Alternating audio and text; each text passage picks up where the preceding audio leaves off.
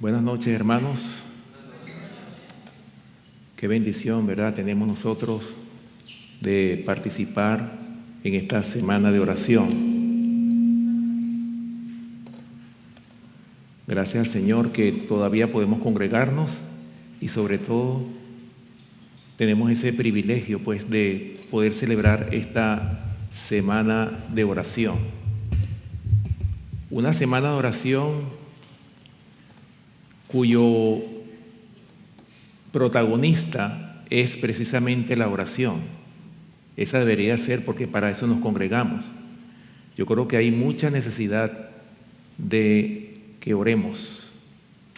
Por eso dice la sierva del Señor que debemos orar fervientemente, especialmente en estos tiempos donde estamos viviendo precisamente los últimos tiempos.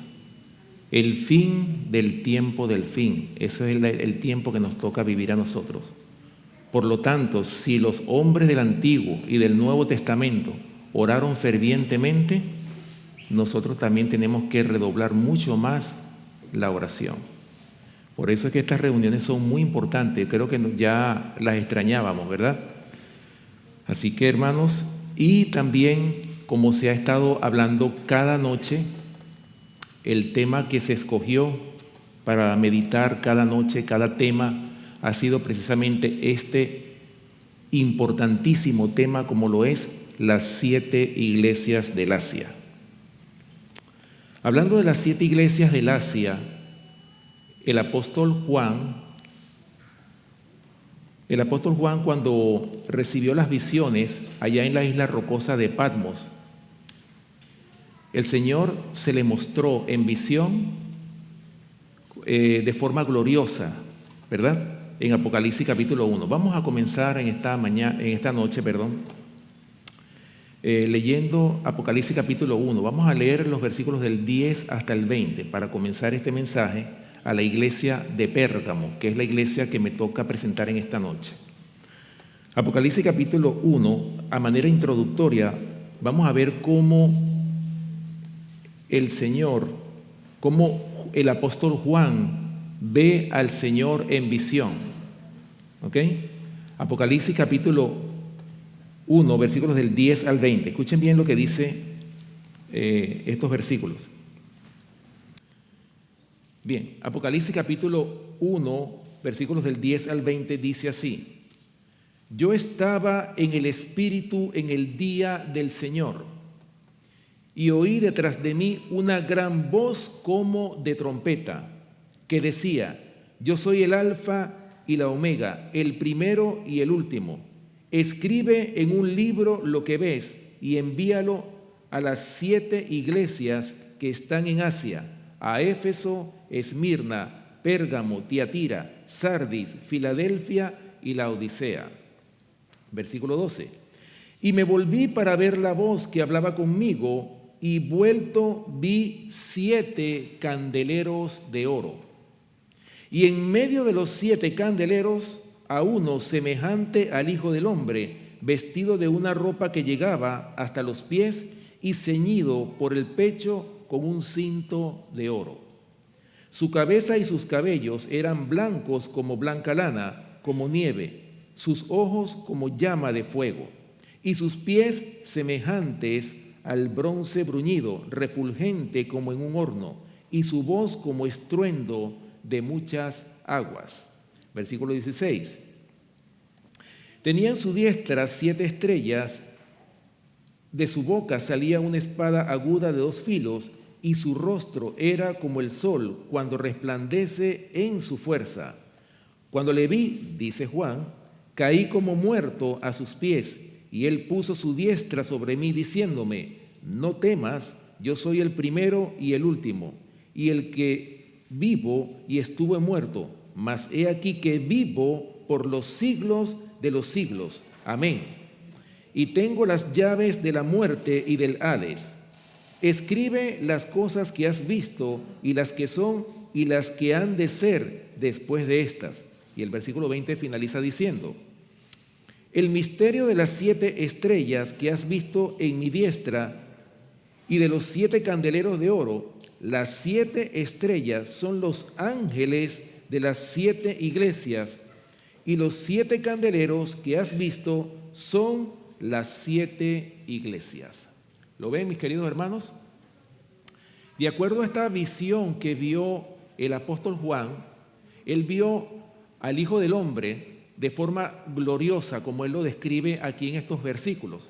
Pero ¿cómo lo vio? Y fíjense bien, hermanos, qué era lo que estaba haciendo el Señor Jesucristo cuando él vio esa visión. ¿Qué era lo que él estaba haciendo? Estaba caminando, ¿verdad?, en medio de esos 7 candeleros de oro. Ya nosotros leímos en el versículo 20 que esos 7 candeleros representan a las 7 iglesias del Asia. Y él se está paseándose como símbolo ¿de qué? Símbolo de vigilancia constante sobre su iglesia. Nosotros hemos analizado, y ya nosotros sabemos, de hecho, el espíritu de profecía en el libro de Hechos de los Apóstoles dice que estas 7 iglesias se aplican a los 7 períodos que ha vivido la historia de la iglesia cristiana.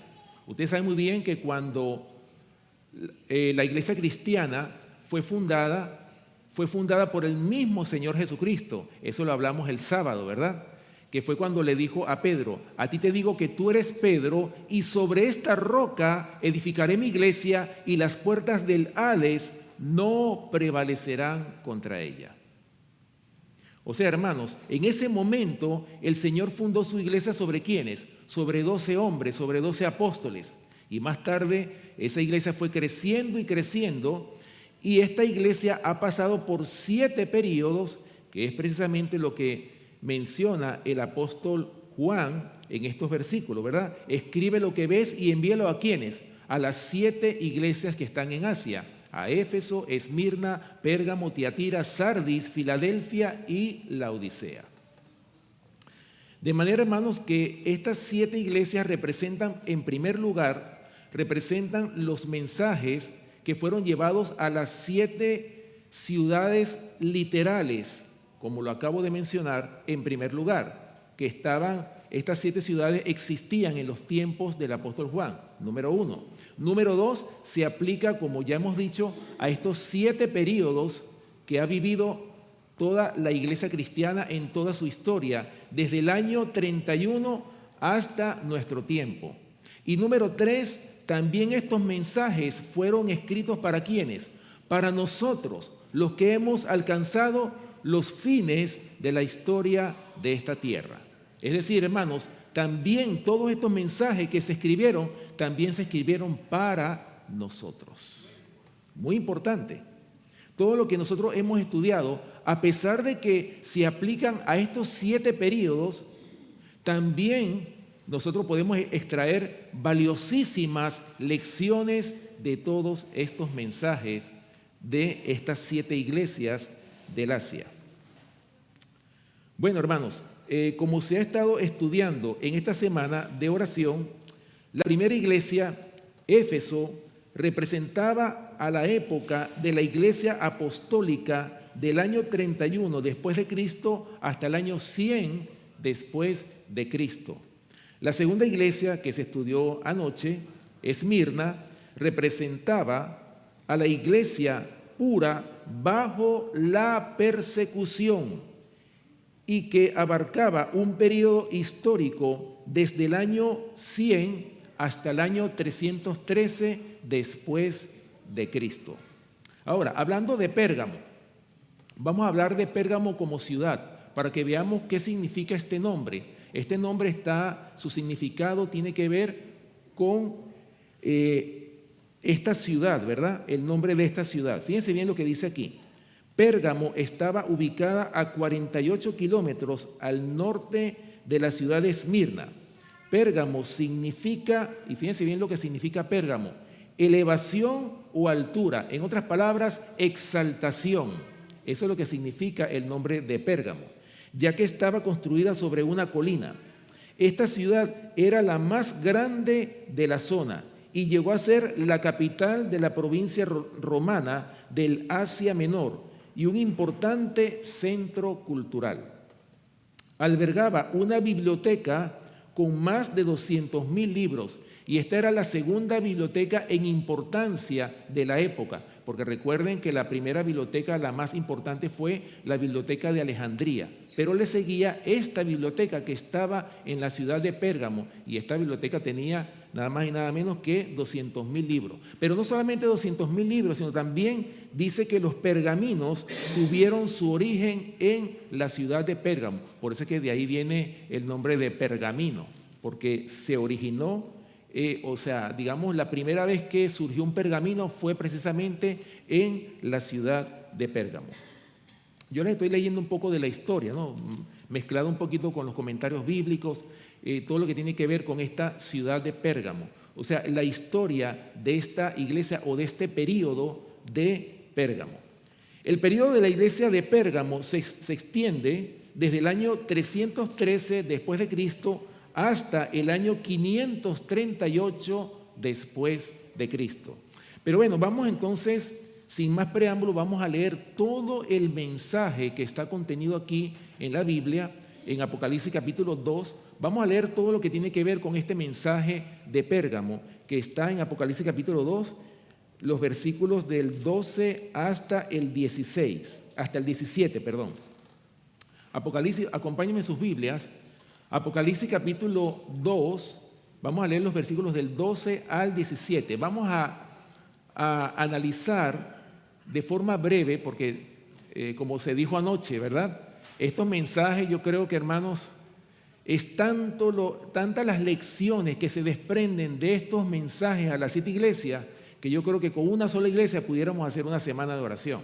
Hay mucho contenido, pero en honor al tiempo tenemos que, por supuesto, abreviar, ¿verdad?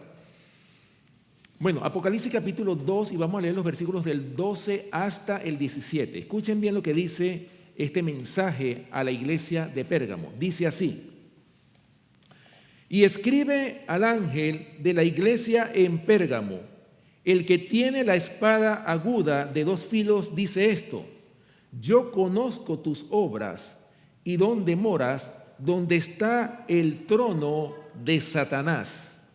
Pero retienes mi nombre y no has negado mi fe, ni aun en los días en que Antipas, mi testigo fiel, fue muerto entre vosotros, donde mora Satanás.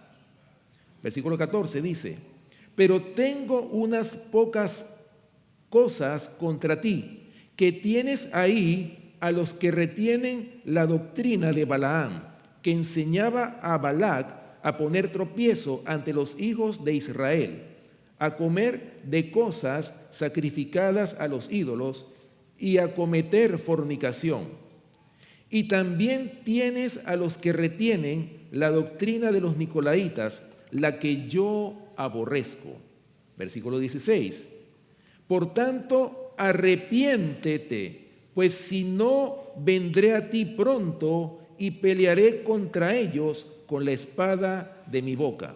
Y el versículo 17 termina diciendo: el que tiene oído, oiga lo que el Espíritu dice a las iglesias. Al que venciere, daré a comer del maná escondido, y le daré una piedrecita blanca, y en la piedrecita escrito un nombre nuevo, el cual ninguno conoce, sino aquel que lo recibe.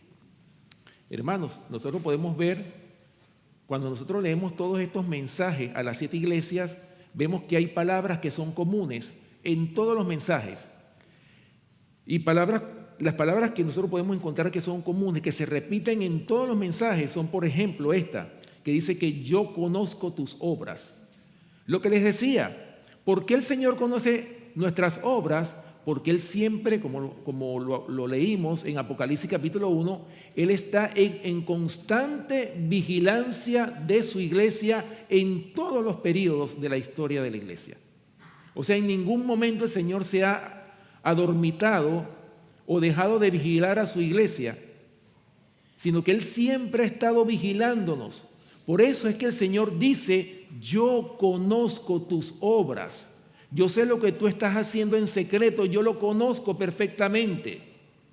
O sea, hermanos, para Dios no hay nada que se pueda hacer en secreto. Podemos engañar a nuestros hermanos, pero a Dios no se puede engañar.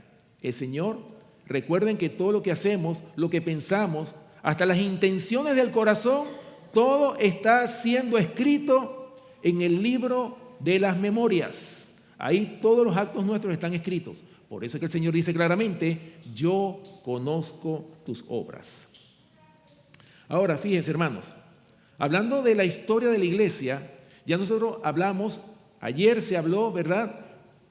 Antier se comenzó con Éfeso, y en Éfeso se caracteriza por ser una iglesia pura. Y bueno, tanto es así que es la iglesia donde los apóstoles predicaron el evangelio de Cristo. Estamos hablando que los apóstoles, cuando recibieron el Espíritu Santo con poder, empezaron a predicar como se los dijo el Señor Jesucristo. Y me seréis testigos en Jerusalén, en toda Judea, en Samaria y hasta lo último de la tierra. Y eso fue precisamente lo que hicieron los apóstoles. Hermanos, ellos profesaron una fe pura y por lo tanto Éfeso se caracterizó por la iglesia del caballo blanco, o sea, una iglesia pura. Más tarde, en el periodo de Esmirna, como lo dijo nuestro hermano ayer, ¿verdad? En el periodo de Esmirna se caracterizó por un periodo de una gran persecución que se desató sobre los fieles. Y anoche se hablaba también de que la persecución hace dos cosas, y eso es muy cierto. Hace dos cosas. Primero, o la persona que está bajo persecución se consagra más y es capaz de dar su vida por el Señor, o apostata de la verdad. Cuando la persecución viene es cuando se decide cada caso. Es cuando se ve quién realmente le sirve a Dios y quién no le sirve. Es ahí donde podemos ver, hermanos, que no hay lugar a la apariencia de piedad cuando viene la persecución. Por eso es que ese pequeño remanente que había en Esmirna fueron perseguidos duramente. Fueron, hermanos, hasta llevados a la hoguera, pero ellos no negaron la fe. Ahora, ¿qué pasó, hermanos, en este periodo de Pérgamo? En este periodo de Pérgamo, la iglesia cristiana comenzó a corromperse. ¿Por qué? Ya vamos a ver por qué. Tal como el apóstol Pablo lo había predicho. Ustedes saben muy bien que el apóstol Pablo profetizó que la iglesia cristiana se iba a corromper. Vamos a buscarlo en el libro de Hechos. Hechos capítulo 20 y vamos a leer los versículos 29 y 30. Para que ustedes vean, hermanos, que la apostasía, porque recuerden que Pérgamo se caracteriza por ser una iglesia que cayó en apostasía, una gran apostasía, y de esa apostasía es que el apóstol Pablo lo predice y también el apóstol Pedro en su segunda carta. Ya lo vamos a leer. Pero vamos a leer primeramente Hechos capítulo 20, versículos 29 y 30. Hechos capítulo 20, versículos 29 y 30. Fíjense bien lo que dice aquí en relación a la apostasía que el apóstol Pablo predijo. Dice, porque yo sé que después de mi partida entrarán en medio de vosotros lobos rapaces que no perdonarán al rebaño. Versículo 30. Y de vosotros mismos se levantarán hombres que hablen cosas perversas para arrastrar tras sí a los discípulos. ¿Se dan cuenta? ¿Qué fue lo que dijo Pablo? Lo dijo claramente. Después de mi partida, ustedes saben muy bien que Pablo fundó muchas iglesias. A donde Pablo iba, se abría una iglesia. Pero ¿qué pasaba? Porque Pablo tenía que estar viajando. Cuando Pablo se iba de esa iglesia, ¿qué pasaba? Más tarde entraban los lobos rapaces. Hermano, y eso lo hemos visto en todas las épocas. Cuando se levanta un hombre de Dios y abre una iglesia, en nuestros tiempos lo hemos visto. ¿Qué pasa cuando ese hermano se va? Después vienen algunos que dicen que son cristianos e introducen dentro de la iglesia vientos de doctrina, tuercen completamente la doctrina. En otras palabras, corrompen a esa iglesia que se formó. ¿Se dan cuenta, mis hermanos, como lo estudiábamos el sábado? la importancia que es estar afianzados en la verdad para que nadie nos pueda corromper, sino que nosotros podamos dar razón de nuestra fe, estar afianzados en un así dice Jehová. Por eso es que estos tiempos que estamos viviendo son tiempos de preparación para que cuando venga la persecución, nosotros seamos contados como los de Esmirna, que soportaron la persecución y estuvieron dispuestos a dar su vida con tal de serle fiel al Señor. Todos nosotros deberíamos estar anotados en ese grupo, en ese precioso grupo que, si es posible, dará su vida por causa de Cristo nuestro Salvador. Segunda de Timoteo, Pablo, hablando también, profetizando de esta gran apostasía que se iba a levantar en el periodo de Pérgamo. Segunda de Timoteo capítulo 4, versículos 3 y 4. Segunda de Timoteo capítulo 4, versículos 3 y 4. Fíjense bien, hermanos, Pablo en casi todas sus cartas habla siempre de la apostasía, del peligro de apostatar de la verdad y que eso iba a venir como una levadura. Era inevitable, lamentablemente. ¿Por qué? Hermanos, recuerden que no tenemos lucha contra sangre ni carne, sino contra principados y contra potestades. Escuchen lo que dice 2 de Timoteo capítulo 4, versículos 3 y 4. Dice la palabra de Dios: porque vendrá tiempo cuando no sufrirán la sana doctrina, sino que teniendo comezón de oír, se amontonarán maestros conforme a sus propias concupiscencias, y apartarán de la verdad el oído y se volverán a las fábulas. ¿Lo ven, hermanos? ¿Cuál es la enfermedad que está de moda dentro del pueblo profeso de Dios hoy día? Esa enfermedad se llama comezón de oír. Aquellos que tienen comezón de oír son los que más fácilmente caen en un viento de doctrina. Son los que no tienen discernimiento. Por eso es que dentro de todas las palabras que se repiten en los 7 mensajes de las iglesias del Asia, al final dice: el que tenga oído, oiga lo que el Espíritu dice a las iglesias. En otras palabras, el Señor quiere que su iglesia tenga discernimiento, que sepa diferenciar entre el bien y el mal. ¿Para qué? Para que no caigamos en la trampa de Satanás, como muchos han caído lamentablemente por escuchar a personas que no deberían de escuchar. La mayoría de las personas se la pasan escuchando en YouTube a cualquier persona que se les atraviese. Hermanos, ¿por qué no se invierte ese tiempo en estudiar la palabra de Dios? ¿Por qué no se estudia desde la fuente primaria, que es la Biblia y el espíritu de profecía? Por eso es que hay tanta apostasía. Hermanos, nosotros estamos condenados a que se repita la historia de Pérgamo en nosotros.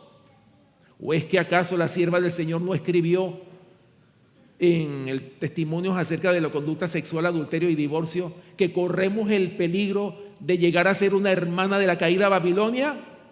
Hermanos, nosotros corremos ese peligro. Si nosotros no estudiamos la palabra de Dios, fácilmente vamos a ser presa fácil del enemigo.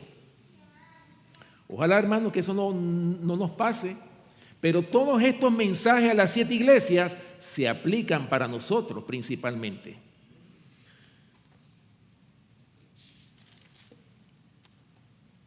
El periodo de la iglesia de Pérgamo es un periodo de transición. ¿Transición entre qué? Entre la pureza y la corrupción. ¿Ok? Y estaba a punto de entrar en una época muy peligrosa, que le hubiese sido mejor haber seguido sintiendo la persecución. Anoche se hablaba, ¿verdad?, que la persecución es una bendición, pero a veces nosotros tenemos miedo de que venga la persecución. ¿Por qué tenemos miedo? Porque no nos hemos preparado, porque está pasando el tiempo y nosotros no nos hemos preparado.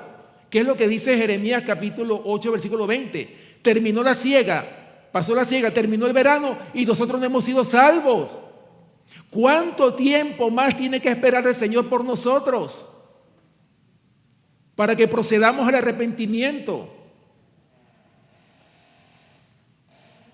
La iglesia de Pérgamo representa la época en que la iglesia cristiana se unió con el Estado romano. Miren esto. Bajo los emperadores Constantino en el año 313 después de Cristo y Teodosio en el año 380 después de Cristo, quien hizo del cristianismo la religión oficial del Imperio Romano mediante el Edicto de Tesalónica. Bueno, usted sabe muy bien que Constantino tomó, como lo acabo de leer, ¿verdad? El cristianismo lo hizo la religión oficial del Imperio Romano. Y como la hizo la religión oficial del Imperio Romano, hermanos, cesó la persecución. Y por supuesto, él permitió que se edificaran todos los templos. De hecho, en este periodo de Pérgamo es cuando más iglesias se construyeron. Y es cuando más se llenaron las iglesias. ¿Por qué? Porque empezó a entrar la apostasía. Eso lo dice la historia. En el año 313 después de Cristo, el emperador Constantino promulgó el Edicto de Milán, por el que se reconocía oficialmente al cristianismo en todo el Imperio Romano. Se proclamaba la seguridad del culto y se concedía a las comunidades cristianas la consideración de personas jurídicas. ¿Lo ven?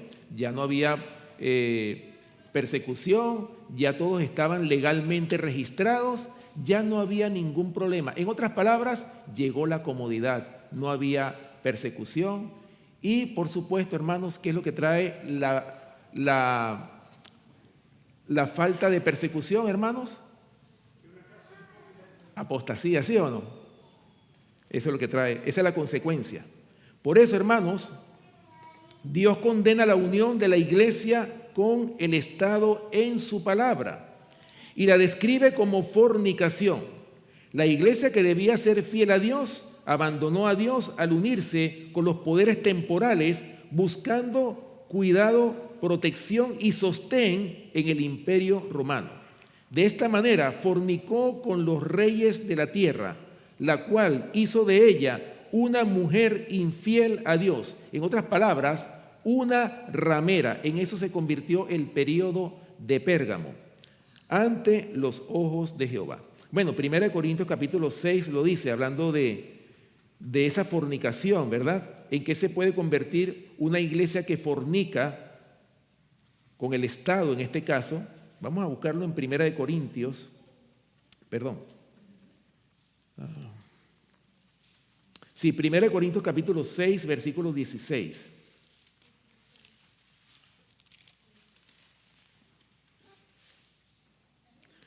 1 Corintios capítulo 6, versículo 16. Escuchen lo que dice. ¿O no sabéis que el que se une con una ramera es un cuerpo con ella? Porque dice, los dos serán una sola carne. ¿Lo ven? Hermanos, en eso se convirtió Pérgamo, tristemente. Después que la iglesia cristiana había pasado por un periodo de pureza, miren cómo poco a poco se va corrompiendo la fe en este periodo de Pérgamo.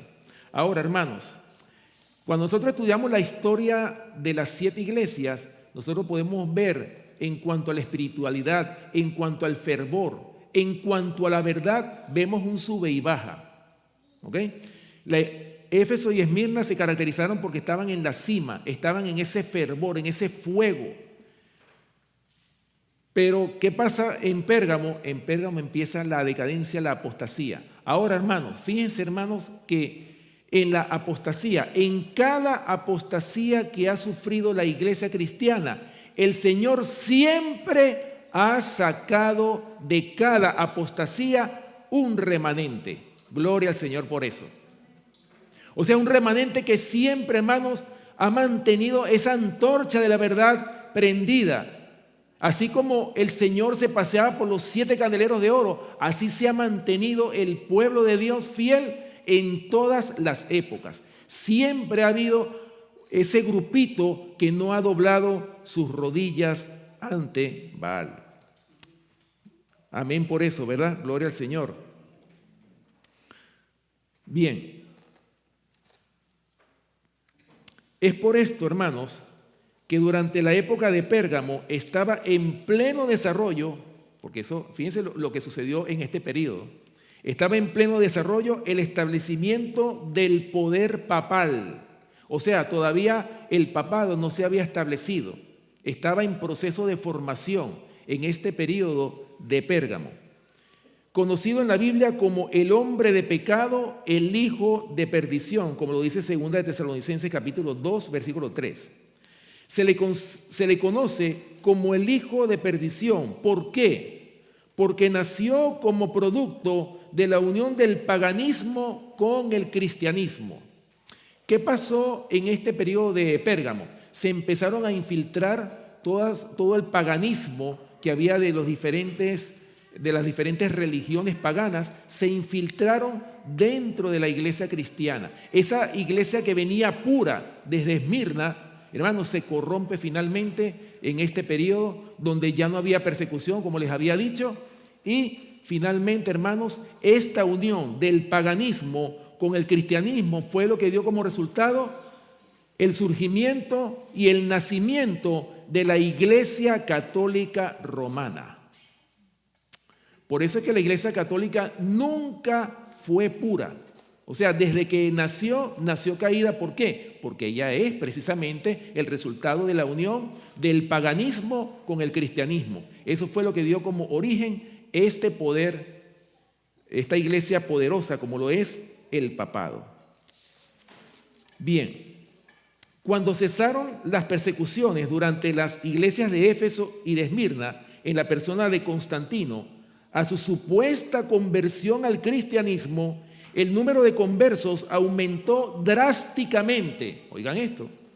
Durante este periodo, la iglesia de Pérgamo y los templos se multiplicaron por todo el imperio romano.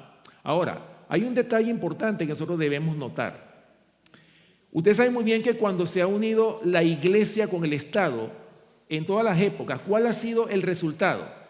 El resultado ha sido persecución, ¿verdad que sí? A los fieles. ¿Ah? Para los fieles. Para los fieles, exactamente. O sea, el resultado siempre ha sido persecución cuando se ha unido la iglesia con el Estado. Ahora, la iglesia en los tiempos en la época de Pérgamo se unió con el Estado, es decir, se legalizó, o sea, el Estado entró con la iglesia o se unió con la iglesia, pero la diferencia es que no hubo persecución. ¿Por qué? Porque todavía el poder papal no se había establecido como un poder perseguidor. Recuerden que la persecución papal comenzó en el año 538 después de Cristo hasta el año 1798 después de Cristo. Estamos hablando de 1260 años de supremacía papal. Bueno, de eso se va a hablar el día de mañana, que es el periodo de Tiatira, ¿verdad? Pero, como les decía, o sea, en este periodo de transición no se había todavía desarrollado el papado y por lo tanto no había persecución. Voy a leerles aquí, en el Conflicto de los Siglos, en la página 46 y 47, hablando de este periodo de Pérgamo. Escuchen lo que dice el Conflicto de los Siglos en el capítulo La fe de los mártires. Dice así: el gran adversario se esforzó entonces por obtener con artificios lo que no consiguiera por la violencia. Cesó la persecución y la reemplazaron las peligrosas seducciones de la prosperidad temporal y del honor mundano. Los idólatras fueron inducidos a aceptar parte de la fe cristiana, al par que rechazaban otras verdades esenciales. ¿Lo ven? O sea, imagínense ustedes en qué se convirtió la iglesia. O sea, es decir, había una mezcla de paganos, habían idólatras, todo eso estaba metido dentro de la iglesia cristiana, esa iglesia que venía de una pureza. Sigue diciendo: profesaban aceptar a Jesús como Hijo de Dios y creer en su muerte y en su resurrección, pero no eran convencidos de pecado ni sentían necesidad de arrepentirse o de cambiar su corazón. ¿Acaso no estamos nosotros viendo hoy día exactamente lo mismo?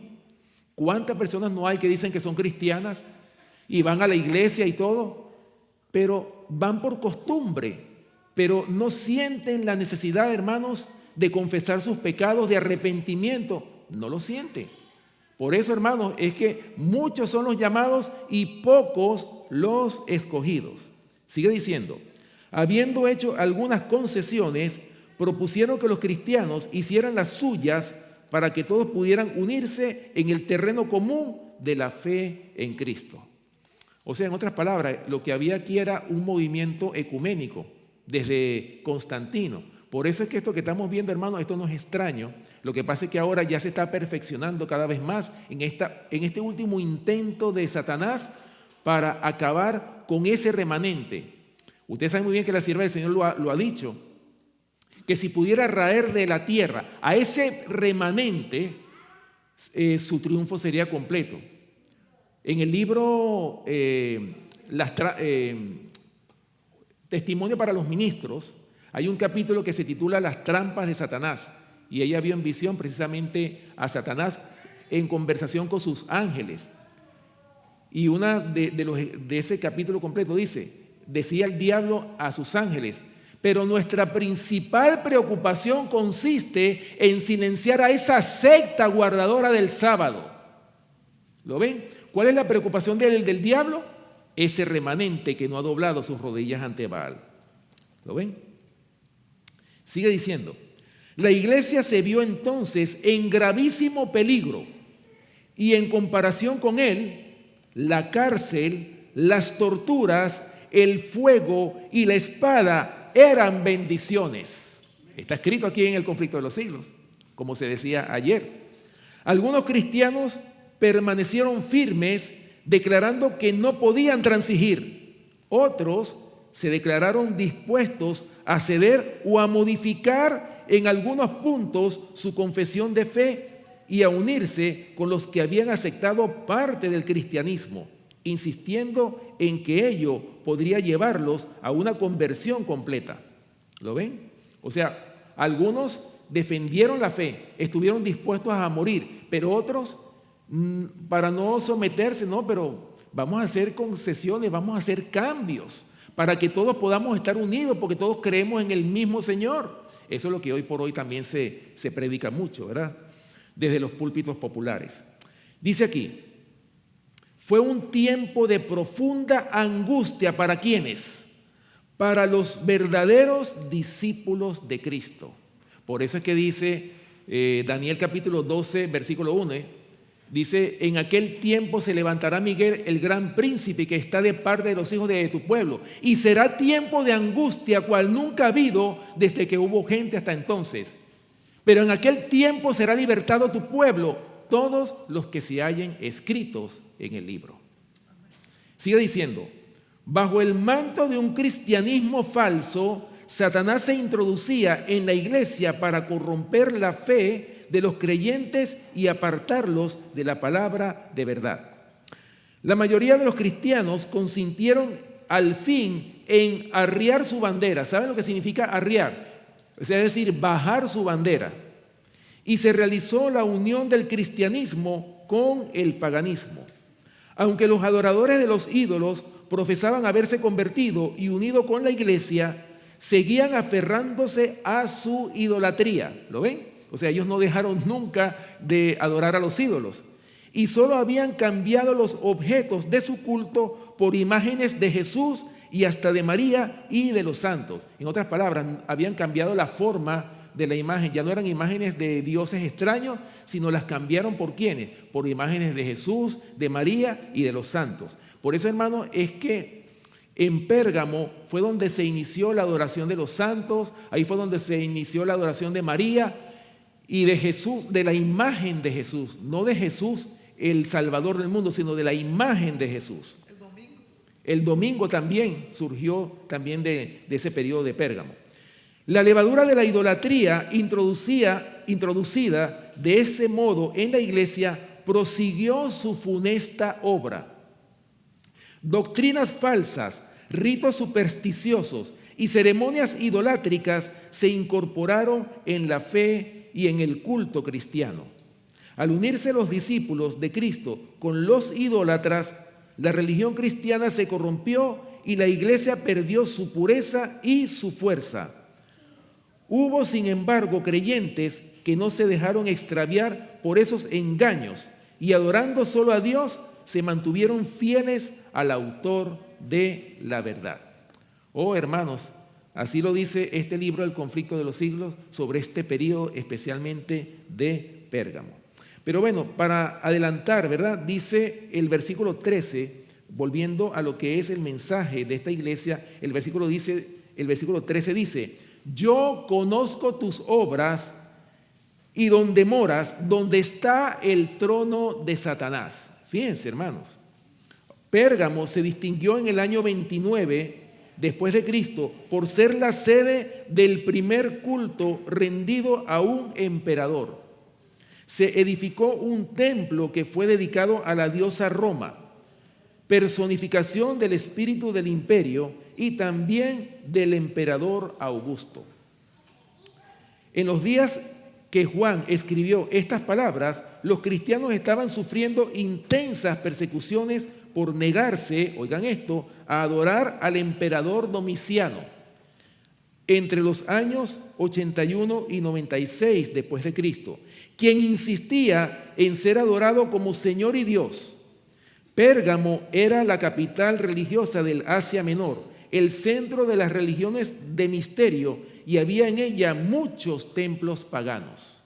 Su designación como el trono de Satanás resultaba ser muy apropiado. Imagínense ustedes, hermanos, que hasta espiritismo había en esa época de Pérgamo. O sea, toda esta mezcla se unió, por supuesto, con la iglesia cristiana, tristemente. Ahora, el versículo 13 también nos habla de un tal Antipas. ¿Quién fue Antipas? De acuerdo al diccionario bíblico, dice que fue un mártir cristiano que perdió la vida en Pérgamo por negarse a adorar al emperador. Por supuesto, al emperador Domiciano, como lo habíamos leído anteriormente. Una antigua tradición dice que era su obispo cuando murió. Bueno, por el factor tiempo, déjeme avanzar, porque ya casi no me queda tiempo para que podamos terminar con las oraciones. Bueno, versículo 14 dice: pero tengo unas pocas cosas contra ti, que tienes ahí a los que retienen la doctrina de Balaam, que enseñaba a Balac a poner tropiezo ante los hijos de Israel, a comer de cosas sacrificadas a los ídolos y a cometer fornicación. Hermanos, la historia de Balaam en los tiempos de Balaam es precisamente la historia de esta iglesia de Pérgamo, cómo se corrompió. Pero fíjense, hermanos, que hay un detalle muy importante, ¿verdad? Dice que así como ellos tenían esa doctrina de Balaam, más adelante el versículo 15 dice: y también tienes a los que retienen la doctrina de los nicolaitas, la que yo aborrezco. Ahora, ¿en qué consiste esa doctrina de los nicolaitas? ¿Sabían ustedes que la doctrina de los nicolaitas está vigente en nuestros tiempos? Sí, está vigente, ya se los voy a leer aquí en la Biblia de Estudios.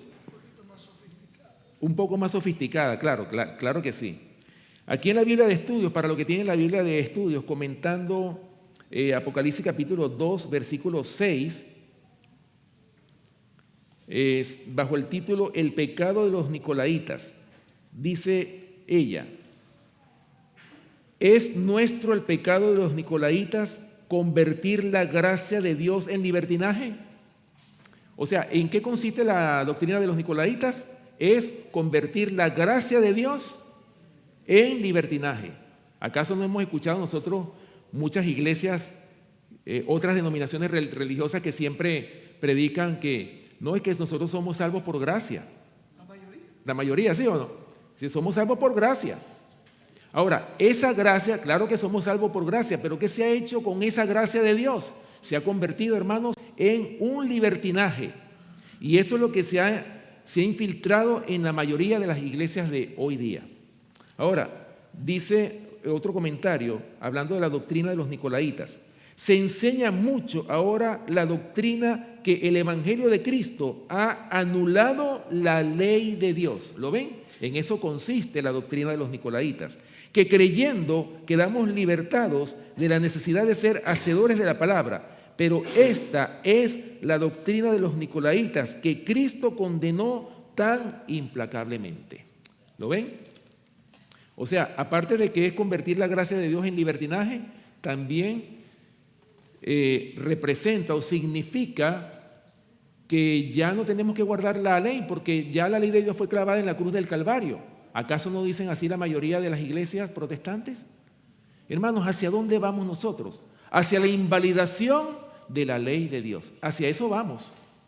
Y eso precisamente, no solamente en este tiempo, también en los tiempos de Pérgamo, también la ley de Dios también fue invalidada, infiltrándose esta doctrina de los nicolaítas. Pero fíjense, hermanos, dice más adelante,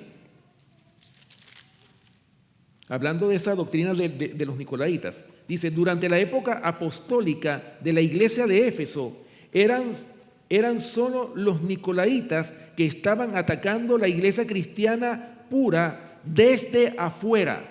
O sea, el ataque de la iglesia de Éfeso fue desde afuera con esa doctrina de los nicolaítas. Pero los apóstoles, hermanos, ungidos con el Espíritu Santo, rechazaron esa falsa doctrina. Ahora fíjense lo que sigue diciendo. Pero ahora, en la época de apostasía de la iglesia de Pérgamo, el ataque viene desde adentro. Hermano, y así ha actuado el diablo en todas las épocas. Cuando ve que no puede atacar desde afuera, ¿qué es lo que hace? Infiltra sus agentes para que se entren a la iglesia y corrompan la iglesia. ¿Se dan cuenta, hermanos, por qué nosotros tenemos que mantener en alto la norma? ¿Por qué tenemos que mantener en alto esa norma elevada? ¿Para qué? Para que no se infiltren estas doctrinas extrañas, para que nuestra iglesia no se corrompa. Por eso, hermanos, es que estos mensajes están llenos de tantas lecciones que nosotros necesitamos aprender hoy por hoy. Bueno, finalmente el versículo 16 dice, por tanto arrepiéntete, pues si no vendré a ti pronto y pelearé contra ellos con la espada de mi boca. Hermanos, esta palabra se repite en casi toda la Biblia. El Señor casi siempre le dice a su pueblo, arrepiéntete, yo no quiero que tú perezcas, yo te quiero salvar, pero tienes que arrepentirte de tus pecados. Eso es lo que el Señor le pide a su pueblo. Ahora, hablando del arrepentimiento, ¿qué dice Segunda de Pedro capítulo 3, versículo 9? Segunda de Pedro capítulo 3, versículo 9. Escuchen lo que dice el Señor aquí en su palabra. Y fíjense la misericordia tan grande del Señor, porque el Señor quiere salvarnos. El Señor no quiere que nadie se pierda. Escuchen lo que dice este versículo. Segunda de Pedro capítulo 3, versículo 9. Dice, el Señor no retarda su promesa, según algunos la tienen por tardanza, sino que es paciente para con nosotros, no queriendo que ninguno perezca, sino que todos procedan al arrepentimiento. ¿Se dan cuenta, hermanos, la misericordia del Señor? Y finalmente, hermanos, el versículo 17 es una repetición en todos los mensajes, como nosotros lo hemos visto. Hay palabras que se repiten, pero esta es una de las que se repite. El versículo 17 dice, el que tiene oído, oiga lo que el Espíritu dice a las iglesias. Ya lo dijimos, aquí no se trata de las orejas que tenemos, literalmente. El Señor lo que quiere es que tú, mi querido hermano, tengas discernimiento. Y por esa comezón de oír, que es la enfermedad de moda, la mayoría, hermanos, no tienen discernimiento y caen en la trampa de Satanás, lamentablemente. Y son seducidos hacia las falsas doctrinas. Por eso, hermanos, es que el pueblo de Dios no progresa, lamentablemente. Bueno, yo hablo del pueblo profeso de Dios, para ser más exacto, ¿verdad? Sigue diciendo el versículo 17, al que venciere, y fíjense que esta palabrita también se repite en todos los mensajes, al que venciere. ¿Por qué? Porque, hermanos, nosotros estamos en un conflicto, no se nos olvide. Estamos en una guerra que comenzó desde el mismo Génesis, cuando el Señor le declaró la guerra al diablo. Enemistad pondré entre ti y la mujer, entre tu simiente y la simiente suya. Esta te herirá en la cabeza y tú le herirás en el calcañar. A partir de ese momento se declaró la guerra y esa guerra no ha finalizado. ¿Cuándo es que va a finalizar esa guerra? Cuando Cristo venga a buscar a su pueblo. Ahí es donde vamos a poder descansar de esta guerra que ha durado 6,000 años en la historia de esta tierra. Por eso dice, por tanto, al que venciere, fíjense, daré a comer del maná escondido. Y sigue diciendo, y le daré una piedrecita blanca y en la piedrecita escrito un nombre nuevo, el cual ninguno conoce sino aquel que lo recibe. O sea, en otras palabras, hermanos, al que venciere, dice el Señor que le daré a comer del maná escondido. Hermanos, dice el Salmo 23 que dice que su pan y sus aguas serán seguras. El Señor va a mantener a su pueblo fiel. Por eso es que lo importante es que seamos fieles a los principios que están establecidos en su palabra. Si somos fieles, el Señor, si es posible, en medio de la persecución que se va a desatar en los tiempos finales, el Señor va a sostener a su pueblo. Hermanos, si es posible, si Él lo quisiera, hiciera descender maná para mantener a su pueblo, que dice que su pan y sus aguas serán ciertas. Y termina diciendo que le daré una piedrecita blanca y dentro de esa piedrecita, ¿qué es lo que hay? Que está escrito un nombre nuevo. ¿Y saben lo que significa el nombre? El carácter de Cristo reflejado en cada uno de nosotros. Eso es lo que significa el nombre nuevo. Hermanos, en esta noche el Señor nos está haciendo un llamado. Y ese llamado que el Señor nos está haciendo es que tenemos que estar vigilando constantemente, hermanos, los pasos que el enemigo siempre está haciendo. ¿Para qué? Para que no caigamos en las trampas de Satanás. Para que seamos un pueblo, hermanos, que podamos resistir cuando venga la persecución, cuando sea implantado el decreto dominical, que nosotros estemos dispuestos a decir como los 3 jóvenes hebreos: sepas, oh rey, que tenemos un Dios en los cielos que nos puede librar de tu mano, oh rey. Y si no nos libra de tu mano, tampoco nos vamos a postrar ante tu imagen. Hermanos, esa debe ser la firmeza que nosotros debemos de tener en el momento en que se imponga este decreto dominical, que va a ser la gran prueba por la cual va a pasar el pueblo de Dios. Hermanos, que el Señor les bendiga.